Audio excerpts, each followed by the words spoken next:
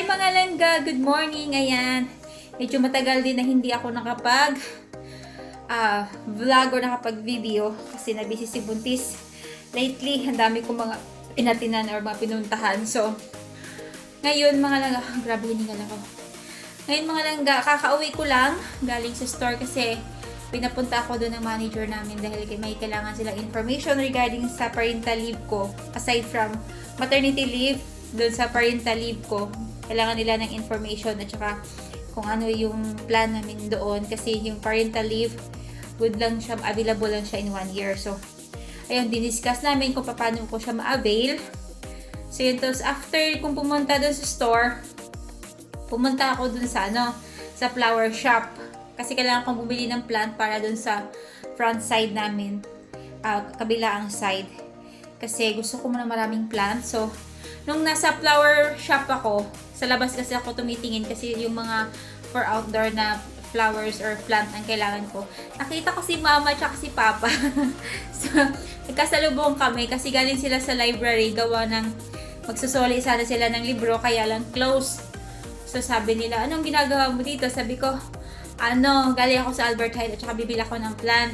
Tapos, yun, nagkwento sila na galing nga daw sila doon sa library at saka close. Tapos, sabi niya, halika, sama ka muna sa amin, mag-ice cream muna tayo. Italian ice cream. Sabi ko, alam kong bumili ng plant. Sabi ko gano'n. Tapos sabi ni Papa, mamaya ka na bumili pagkatapos nating mag-ice cream. Halika na, mag-itas yun. Nag-ice cream muna kami. Tapos pagtapos namin mag-ice cream, ayun, sinamahan nila ako doon sa flower shop or para bumili ng plant. So, ito na siya mga langga. Ayan, ang ganda mga langga, oh. Yan. Pang outdoors to siya mga langga. Ayan. Ito yung nabili kong plant kasi ilalagay namin to siya sa labas. Yung isa dito sa may malapit sa pinto at saka yung isa doon sa kabila naman. Doon sa dulo ng bintana. At saka ito isa. Yan, white. Ayan mga langga. So, ang binili namin ay white at saka pink. Ayan. Maganda to mga langga kasi hindi to siya yung parang 1 year lang. Nagtatagal to siya. So, mahaba-haba yung buhay nito. Kasi yung ibang plant dito, good for 1 year lang siya. Pagka winter, namamatay sila or yung nawawala sila. So, yun. Tapos, nung binili namin to, yan, si Papa na rin, nagbitbit nito pauwi. Ayan, kasi sinamahan nila ako doon, tapos sabay na rin kaming umuwi. Naglakad lang kaming tatlo. So, ayan. So, yun, medyo productive naman yung aking araw today. So, ngayon, habang medyo may araw pa ng konti, lagay ko to sa labas, dun sa garden. Tapos, pakita ko sa inyo mga langga yung iba pang plant na nabili ko. Lang ha. So, ito yung ibang plant na nabili ko kahapon mga langga. Ito, tsaka to, tsaka to, tsaka to. Ito yung mga nabili ko kahapon. Ito, ayan, dalawa siya, 5 euro. Tapos, ito naman ay 3 for 5 euro. Ito kasi bigay ni mama to. So, ito, ilalagay ko to siya doon. Tapos yung dalawang pula, ilagay ko siya dito sa gilid. Dyan. Tsaka dito. So yan, itong plant na to, ito yung pinakagusto ko. Sa front side to siya mga langga. So yan lang mga langga. Lagay ko muna siya dito sa... Ayan, ang dami ko na nabiling plants. Silagay ko muna siya dito sa table sa garden namin. Ayan, so... Dito namin siya ipaplant yung iba. So, yun lang mga langga. Hi mga langga, ayan. Nakabihis na ako ng pambahay. Merienda tayo mga langga. Ayan, ang merienda ni Buntis ay apple, almond, and Yakult.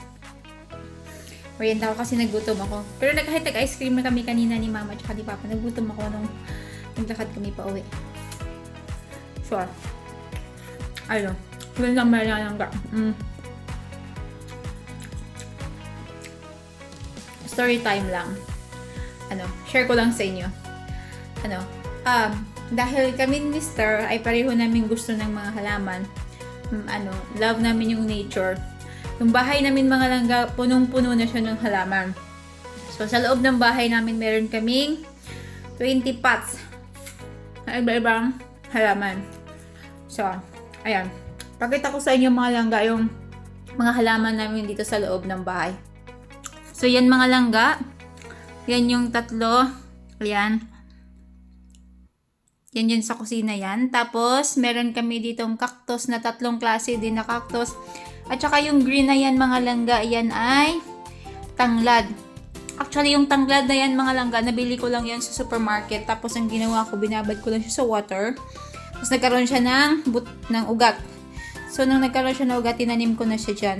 Masarap yan siya pang nilaga. Nilagang manok. So, ayan. Next plant, ito naman mga langga. Sobrang tagal na nito mga langga. Ayan. Ito yung medyo malaking plant namin mga langga. So, ayan. Isa ito. Tapos, yung walis na yan mga langga, binigay yan sa akin ni Lane. Yung friend ko din na Pinay na dito na malapit lang. Kapitbahay lang namin. Another plant mga langga is ito. I don't know kung anong tawag nito. I think rubber plant or ano bang tawag dito mga langga. So, yan. Yan yung isang plant. Mga langga. Ito yung isa din naming plant. So, dito yan sila nakalagay. Yan. At saka yung isa doon. At saka, itong isang plant na to mga langga, bigay ito ni Ate Juliet. Yan. Buti na lang nakabili ako ng stand. So, yan. Nilagay ko siya sa stand. At saka itong fruit na to, at 3D prints yan ni Labidodo. In-arbor ko lang yan galing dun sa printing room niya. Tapos nilagay ko dyan. So, yan yung plant na yan. Galing yan kay Ate Juliet. Another plant mga langga, ito matagal na rin to. Siguro mga 10 to 15 years na tong plant na to mga langga. So, ayan, nakalagay siya dito sa corner. Another plant mga langga, ito naman nakalagay siya dito, katabi siya ng aming couch. Ayan. Ito yung pinakahilig ni Dong ng pusa namin mga langga, kalkalin. Kaya tingnan nyo mga langga, yan o, yung sahig namin madumi. Kasi kinakalkal ito lagi ng pusa namin mga langga. Maganda tong plant na to mga langga. Actually, gusto ko tong plant na to. Tapos sunod mga langga, itong plant na to, ayan, matanda na rin to. Mga 10 to 15 years na rin to mga langga. Ayan. Maliit pa daw to nung binili to ni Elko. So, nandito siya. Dito siya sa corner na to. Kaya, yung bahay namin mga langga, para na talaga siyang jungle. Tapos, ito yung plant na to, ayan, bago lang to, binigay to sa amin ni Mama. Ayan. Itong plant na to mga langga, pag titingnan nyo, ayan. Yung dahon niya putol-putol kasi laging kinakain ng aming pusa. Ayan, gustong-gusto yan ng pusa namin mga langga. Hindi ko alam bakit. Tapos nung one time pagkagising ko, nabunot na yan kasi kakalipat ko lang yan dyan sa paso na yan. So, nabunot na yan. Tapos yung isang paso mga langga ito, ganun din to. Mga 10 to 15 years na rin to mga langga dito sa bahay. Ayan. At saka itong paso na to, ayan. Itong plant na to mga langga, nabili lang namin to nung dumating ako dito. Kasi sabi, itong paso na to, wala kasing laman yan before. So, sabi ko, parang display lang. So, sabi ko, bakit hindi natin siya lagyan ng plant? Kasi may butas naman siya dyan. Parang siyang shell. So, may butas naman siya dyan. Sabi ko, lagyan natin ng plant. So, yan. Yan yung mga halaman namin dito, mga langga, sa baba. Tapos, yung dalawang paso, nasa taas. Nasa kwarto namin. So, pakita ko na lang yun sa inyo some other time. Tapos, sa labas ng garden namin, mga langga, yan. Meron kaming jasmine dyan. Ewan ko, jasmine yata. Yan yung white na yan. At saka marami kaming seagrass. Kasi yung sa gitna na yan mga langga, yung sa white na yan, nung Christmas, bumili kaming Christmas tree. So after Christmas, nilabas namin yung Christmas tree, kaya lang hindi siya nakasurvive. So kaya pinalitan namin siya ng white flower na yan. So yung nabili ko na dalawang flower kanina na maganda, so dito namin siya ilalagay sa corner na to, at saka doon, lapit sa pinto. So, yan. Tapos, yung ibang seagrass dito, mga langga, tatanggalin ko yan. Papalitan ko yan ng ibang plant. So, ang matitira na lang yung seagrass after ng white flower. Tapos, yung sumunod na seagrass na set, ito tatanggalin. At saka ito maiiwan. Tapos, the rest tatanggalin ko na. Ayan. So, yan yung harapan ng bahay namin. Yung garden namin. Yung doon naman, mga langga, ayan. Yung doon. Ayan. Meron akong nalagay doon ng mga flower. Pink yun at saka white. Doon.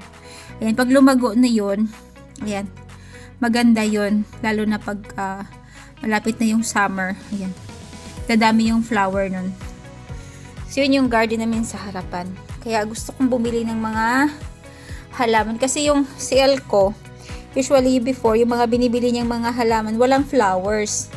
Eh, sabi ko gusto ko yung halaman na may flowers. Kaya yung mga binibili namin ngayon, puro may flowers. So, yun lang mga langga. Don't forget to be kind. God bless you all. Bye!